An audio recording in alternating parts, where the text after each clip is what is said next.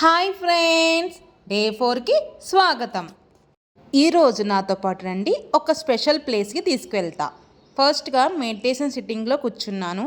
45 minutes meditation అయిన తర్వాత tiffin చేసి ఒక ప్లేస్కి స్టార్ట్ అయ్యాను. అదే కన్హా శాంతివనంలో మెయిన్ పాయింట్. ధ్యానంలో తరచుగా వినిపించే 3 పదాల గురించి తెలుసుకుందాం. అవి Babuji God, meditation point, knocking. Babuji God అంటే ధ్యానం ప్రారంభించే ముందు లేదా ధ్యానం చేస్తున్నప్పుడు బాబూజీని ప్రేమతో స్మరిస్తాం. మెడిటేషన్ పాయింట్ అంటే ధ్యానం చేసే సమయంలో హృదయంపై దృష్టిని ఉంచుతారు. నాకింగ్ అంటే సాధకులు ధ్యానం సమయంలో లోపల సున్నితమైన తట్టడం, స్పందన లేదా కంపనం లాంటి అనుభూతి కలగవచ్చు. మొదటి నాకింగ్ పాయింట్ నుంచి 13 నాకింగ్ పాయింట్స్ ఉంటాయి. ఈ 13 నాకింగ్ పాయింట్స్ గురించి వివరంగా తెలుసుకున్నాం రండి. ఫస్ట్, మొదటి నాకింగ్ పాయింట్ అంటే సాధన ప్రారంభమయ్యే మొదటి మెట్టు ఇది. ఈ దశలో మనసు క్రమంగా ప్రశాంతంగా మారుతుంది. ధ్యానం చేయడం సులభంగా అనిపిస్తుంది. రెండో నాకింగ్ పాయింట్, ఈ దశలో మన భావోద్వేగాలు సమతుల్యంగా మారతాయి. కోపం, భయం, ఆందోళన వంటి ప్రతికూల భావాలు తగ్గుతాయి. మూడో నాకింగ్ పాయింట్ అంటే కోరికలపై నియంత్రణ పెరుగుతుంది. హృదయం తేలికగా ప్రశాంతంగా అనిపిస్తుంది. నాలుగో నాకింగ్ పాయింట్ అంటే అహంకారం క్రమంగా తగ్గిపోతుంది. వినయం, సహనం అనేవి పెరుగుతాయి. ఐదవ నాకింగ్ పాయింట్, బాహ్య సుఖాల కంటే అంతర్గత ప్రపంచంలోని నిజమైన సంతోషం ఉందని అనుభవిస్తాం. ఆరవ నాకింగ్ పాయింట్, దైవంతో అనుబంధం మరింత గాఢంగా అనిపిస్తుంది. ఏడవ నాకింగ్ పాయింట్, సంకల్పానికి పూర్తిగా లొంగే భావం పెరుగుతుంది.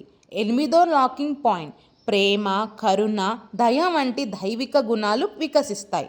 తొమ్మిదో నాకింగ్ పాయింట్, మనస్సు స్థిరంగా ఉండి లోతైన నిశ్శబ్దాన్ని అనుభవిస్తారు.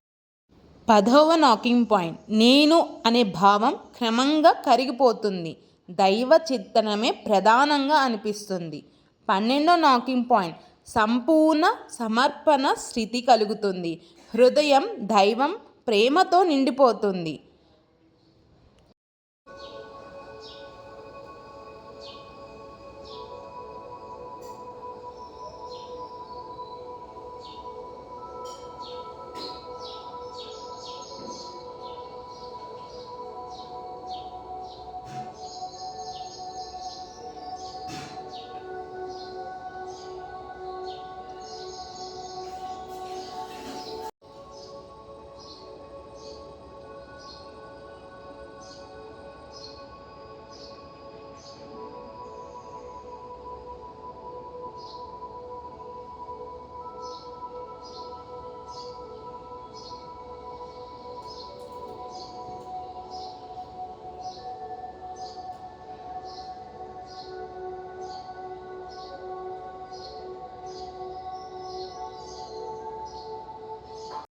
13వ నాకింగ్ పాయింట్, సాధకుడు దైవంతో గాఢమైన ఏకాంతత్వాన్ని అనుభవిస్తాడు.